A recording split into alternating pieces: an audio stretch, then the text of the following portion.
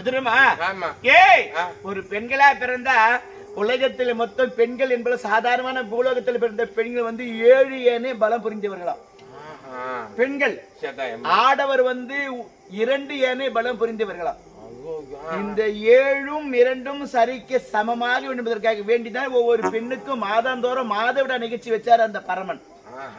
அப்படி மாதவிடா போகின்ற பொழுது ஒரு பெண்ணுக்கு வந்து ஒரு 45-50 வயசுக்குள்ள அந்த உதிர்போக்கு தானா நிக்கணுமா.